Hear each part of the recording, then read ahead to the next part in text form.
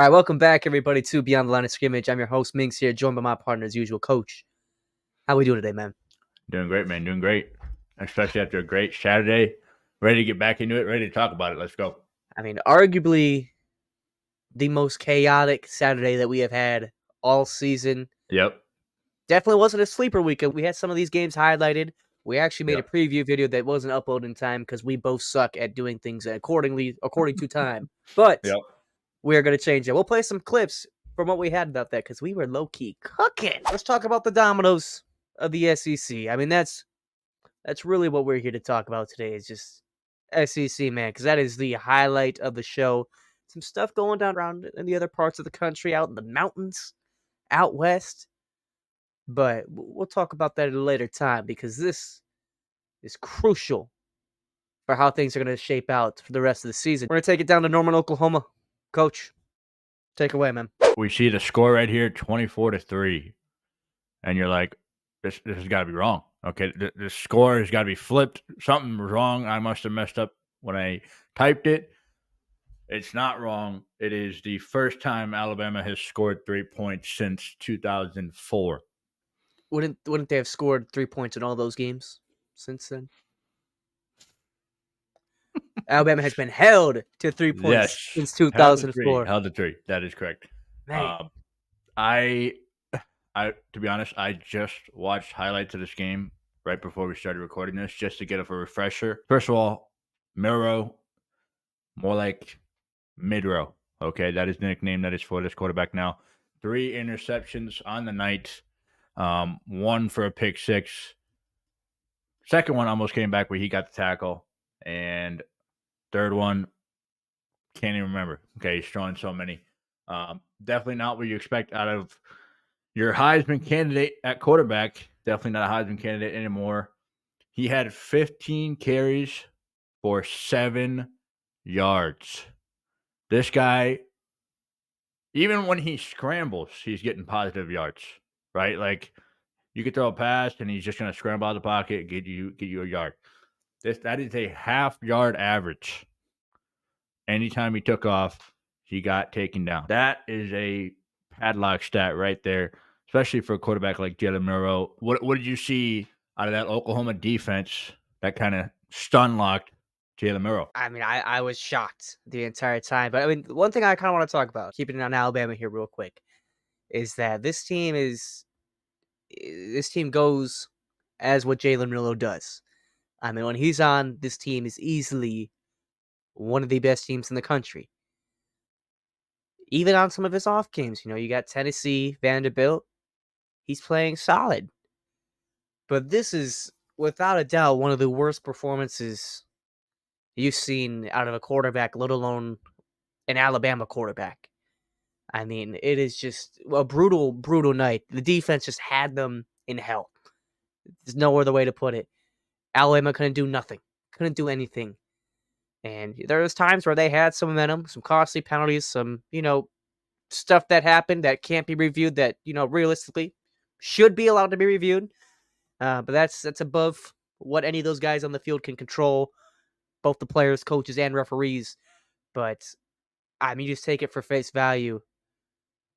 Lost the game in that turnover, man. You lost all the momentum. Oklahoma was riding. Their defense is playing great all night. And this is one of those games I turned on. I was like, all right, I thought I saw Alabama score early on. It got called back. So I looked back. I'm like, oh, it's 3-0, 3-3. All right, this game Alabama will take over. And I'm playing a little bit of EA college football while I'm watching in the background, just because I was like, I'm not super cued into this game right now. I look over and I see pick sixes being thrown left, right, and center. I'm like, what the hell is going on? It's the SEC. Like, any given week, any one of these teams has the ability to do something. Especially with how all the teams are at their current level. I mean, there's no elite team here that's going to take the cake week in, week out. These teams are all playing at a similar level of each other where, hey, you get a good night, hey, you can go out and stop one of those favorites. That's what I see from just watching a lot of these games lately, is that there's no true elite team, that a lot of these teams are at their best, can compete at a similar level, especially when you factor in, different home field advantages, injuries, just momentum, all that sorts of stuff just plays such a huge role into allowing these sorts of things to happen. Incredibly special night out in Norman. I mean, that's a program that needed something for hope, for optimism. I mean, granted, this Bama team isn't, you know, at elite level. Yep. This is still a damn good football team. Uh, listen, I kind of might claim some casualty here. I did not think Jackson Arnold was this running quarterback. I mean, the name Jackson Arnold kind of speaks for itself. You would think he's some elite thrower of the football. It's like he took Milroe's soul and put it in himself, and he's just all of a sudden running all over the field. And Milroe is, I guess, just making dumb decisions. But it's like, I think the story of the game for me is you think Alabama's O line is going to be the difference maker in this game, and they're not. They just kind of got ran over. You think Alabama's defensive line is going to be the difference maker. They got ran over. I mean, Arnold had 131 yards rushing, and their main back, Xavier Robinson, had 107. Okay. So that's 200 yards rushing already on Bama. That just doesn't happen every day. I kind of want to push back on what you said. Like, obviously, anybody can win on any given Saturday, but I just think they were like unprepared. Oklahoma would run a read option.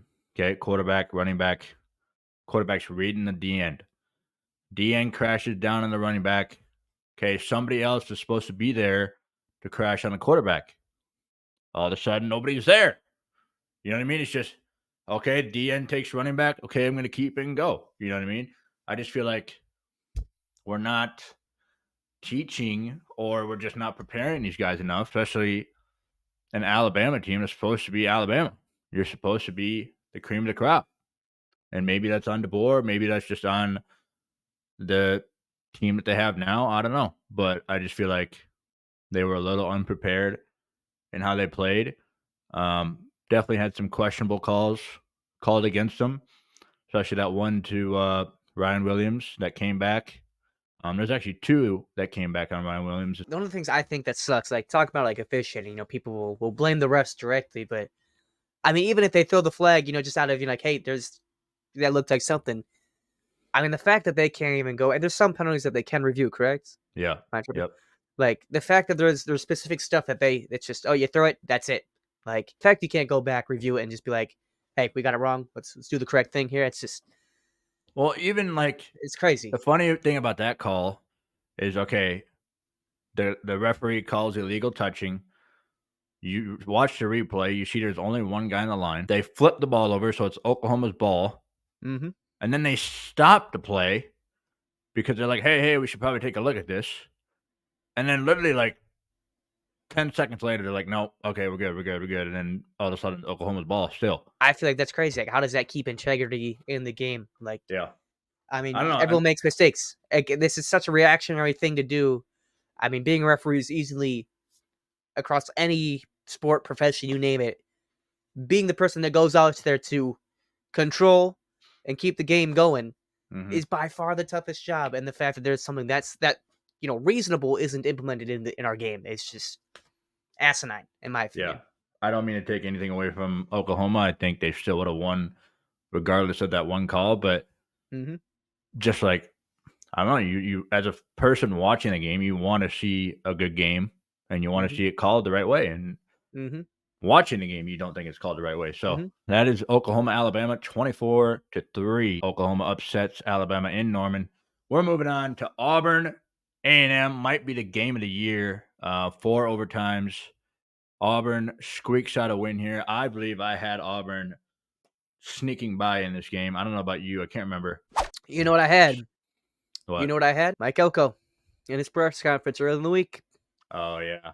The slip up of words overlooking Auburn. And I said, hey, I don't know if Auburn can do it, but hearing Mike Elko say what he said gives me a little bit more hope for Auburn there. And I said, like, hey, keep your eyes on this one because something could happen. Jordan Hare at night. I mean, there is something in that building that happens Yeah. at nighttime. Yep.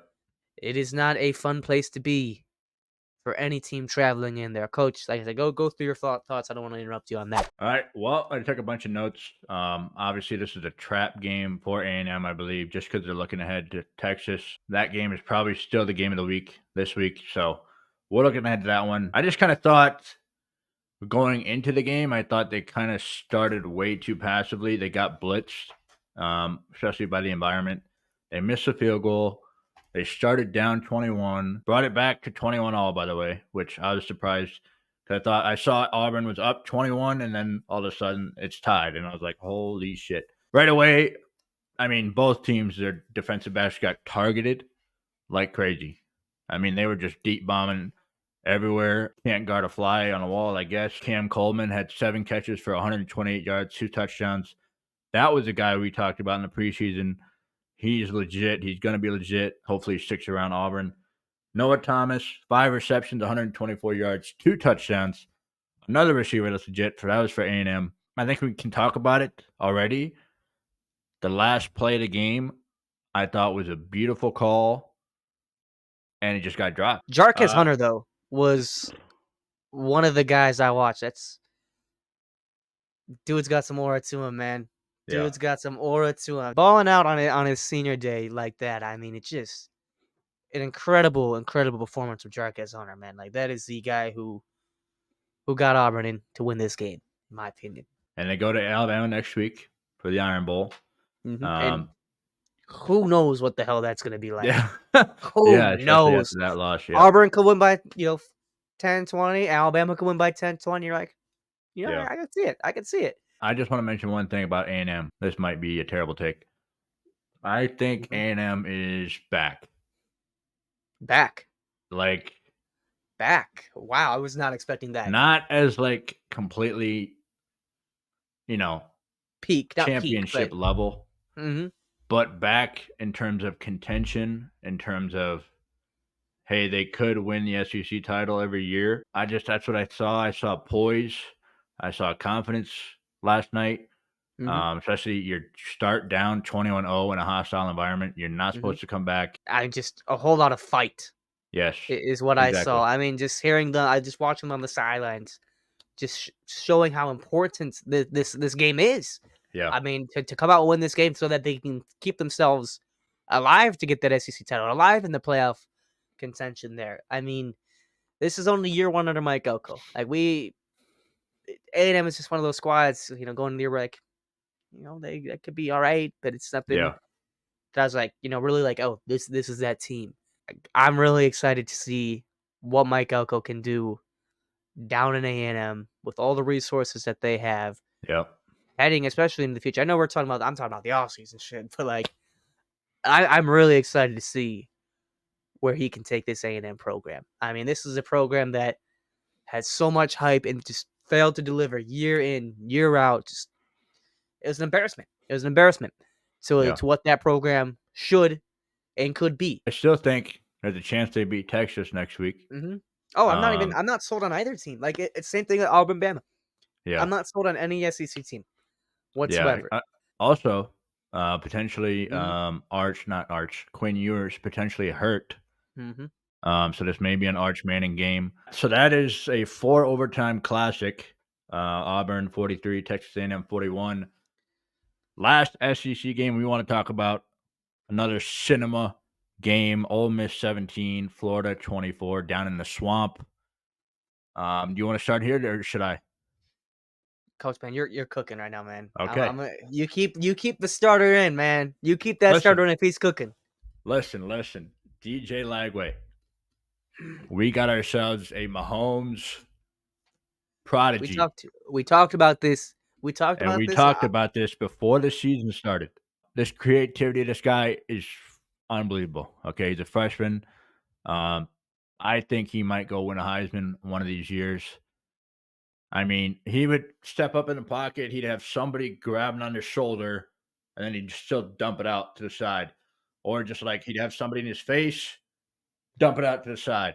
It's like, I don't want to interrupt you, but it's funny because DJ Lagway made that play in game, and like 5 minutes earlier, I was at work. One of my coworkers showed me a clip of DJ Lagway in the EA College football game.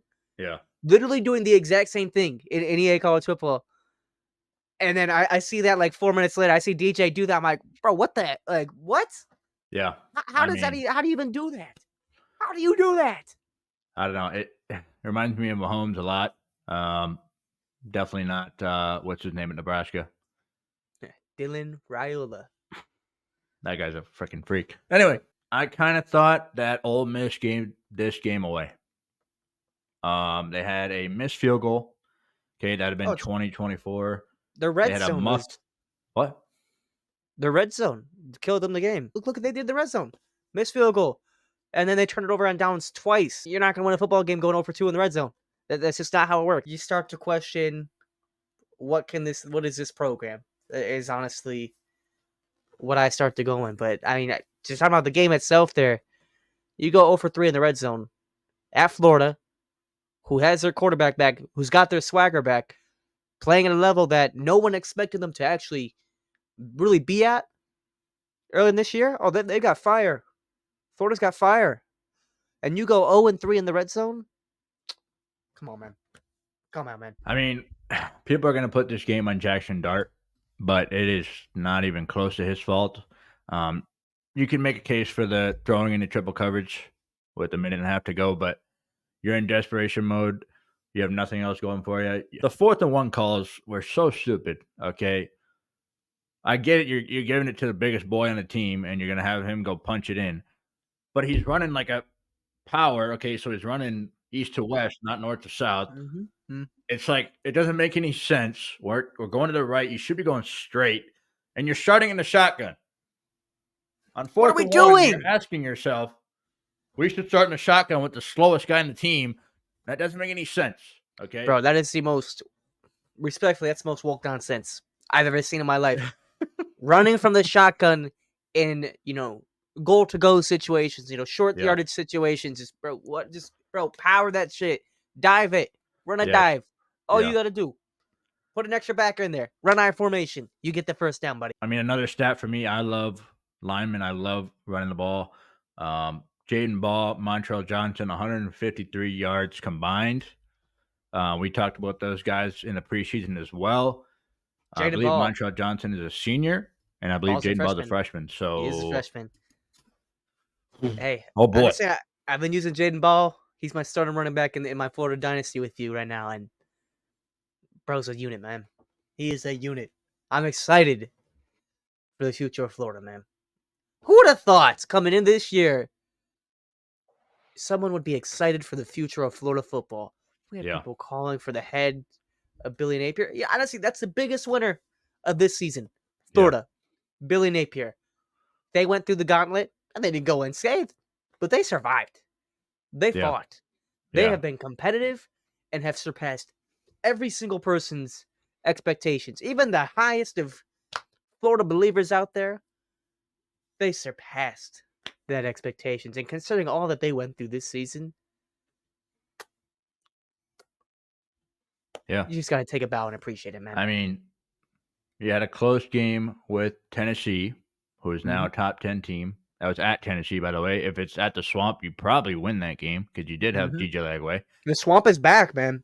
It is. It is a raucous environment. You lose to Georgia. You expected that one. Texas, you didn't have DJ Lagway. It was at Texas, though, so you kind of expect that loss. Beat LSU, beat Ole Miss, and now you got Florida State, who is not relevant to anything whatsoever now. The tables have flipped so hard. Like, coming to this season, like, oh, man, Florida's cooked. Florida's cooked. Yep. I mean, I pull up the schedule in EA College Football, and I'm like, I'm starting to shake in my chair, man. I'm like, God, come on, man. I got to go through this. Yep. And Florida's doing it, man. Florida's doing it, man. They're going to a bowl game. People are comparing him to that Kansas team. And we'll talk about Kansas in the future. But imagine if Kansas and Florida matched up in a bowl game after rocking off all these wins recently. Cinema. I'm here to start an argument. Not really. He's ready to fight. But the SEC has imploded on itself. Who could have saw this coming? Definitely not me. It reminds me of the Pac-12 last year, where kind of every team beat each other up, and then all of a sudden you can only have one or two maybe playoff teams. That, of course, was with only 4 seeds, so this is 12, so it's a little different. But now, especially looking at the CFP rankings this week, you got Texas, you got Georgia, and you got Tennessee. Okay, for me, that is the only 3 teams so far that deserve a spot. And that's being nice because Texas hasn't played anybody, and Tennessee doesn't have an offense for the most part. Georgia's been inconsistent. It's not really the downfall of the SEC, but it is like okay, you had 6 teams that could have made it playoffs, and now you have 3. And I think that means a lot for the other teams, especially Indiana's playoff hopes. After getting beat by Ohio State, you think, okay, well, they lost by 15 to 20 points. Okay, maybe they're out of the playoff now. But now, Ole Miss loses. All of a sudden, the door's back open. Notre Dame, they've been winning. Penn State barely survives at Minnesota. You can make an argument that they could slip a little bit. Miami beats Wake Forest, and Boise State keeps on winning. They barely survive at Wyoming. There was a potential discussion that we had that the Big 12 could not have a team in the playoff. And you're like, oh, how did that happen? You have 5 conference champs. You're supposed to be the highest ranked, whatever. Army could have made an argument that they were better than, let's say a Colorado, a BYU, Iowa State. And then, of course, you have SMU just clinched a spot in the ACC title game. That is obviously, I don't think, going to happen anymore because Notre Dame beat the living dog water out of Army. Salute to the troops. We still have some chaos scenarios alive in the Big 12. West Virginia, Texas Tech. Yes. They can upend that, and then you're seeing Tulane bump in there. Honestly, I want to run through real quick, my opinion, the biggest winners from this past week. Number 1, Indiana. Obviously, everyone's doubting you. Everyone expected you to lose. The result that everyone expected, or a majority of the people truly expected, if you were to put money on the line, that's what you would have gone with. That's what happened. All those 3 teams that were taking up those spots trickle down the little water faucet down the drain. Yep. Indiana still holding on to the little holes in the drain. They're holding up. The Big 12 is my second winner. Arizona State, BYU, Colorado, Iowa State. One of those teams is getting in. Unless it's West Virginia, Texas Tech, by all means, I will embrace the chaos. Bring it to me. I'll take it. The last winner that I don't think many people are noticing, but it is starting to creep up. Coach, they're from the ACC. You know who this team is. Clemson football. Yeah. Is the biggest winner, in my opinion, from this week. Yeah. The complete outside shadows looking in. They've been creeping all along on the outside, playing all right football, some bad football, questionable losses. Nothing notable about them this year. But they have maintained the outside looking in. My biggest question is will they be able to jump? Honestly, I think they had to beat South Carolina. Yeah. Oh. And they gotta play South Carolina. That's a game. And let's just take a look where that's at. You know where that game's at? Don't tell me it's in Columbia. It is not in Columbia. Clemson. It's in Death Valley. It is in Death Valley. Little brother Death Valley, but. And they've got a top 25 matchup against a surging dark horse. Everyone just wants it deeply. Pause. Guess what? Clemson wins that game. They got an argument. They put themselves right in that spot. If South Carolina wins that game, they got an argument. Mm-hmm. Holy cow. Will South Carolina be able to jump? Those? The question. Another thing to note is if Miami slips up, which they're playing Syracuse. I don't have a whole lot of faith in Syracuse, but if Miami slips up, Clemson's in. Clemson's in the ACC title game. And with respect to SMU, Clemson's gonna be favored in that game. If Clemson does what the odds-on favorite will be, Clemson will be in the playoff. I didn't even think about that. And looking at the conference standings now, I mean, if A&M loses, they're 5-3 in the conference. If Tennessee loses to Vandy somehow, which we've seen Vandy beat Bama, so it's possible. I mean, they're 5-3 in the conference. All of a sudden, South Carolina's 9-3 and 5-3 in the conference. Maybe Texas, Georgia, we would think would be at the top of the playoff, at least close. And then all of a sudden, you slip in a South Carolina at 11 or 12. A surging South Carolina. That is the most important Exactly. thing. They're playing their Exactly. best football at the most important time of the season. And then, I mean, based on what we've talked about, 5 would play 12. So all of a sudden, what if like Ohio State's a 5 seed? Ohio State, South Carolina. Oh my What a goodness. game that would be. For me, it's like I wish Notre Dame would be in a conference Mhm. because I feel like they would. First of all, I feel like they'd suit well in the Big Ten. That's number one. Number two, They'd be like, worst case scenario, Notre Dame's a Penn State. Worst case. exactly. They And are I a feel Penn like State. the SEC would benefit from that because then, obviously, Notre Dame would have to play for a conference championship, and if they don't make it, then obviously they take the same benefits that Penn State does, Mm-hmm. and you're 8-11, 8-12, whatever. A lot of clinching scenarios in this final week, kind of what we wanted, I don't know if we expected this, even though we kind of talked about it a absolutely not. lot. Mm. But holy cow, there's a lot of scenarios We that could talk happen. about it. We talk about it, Yes.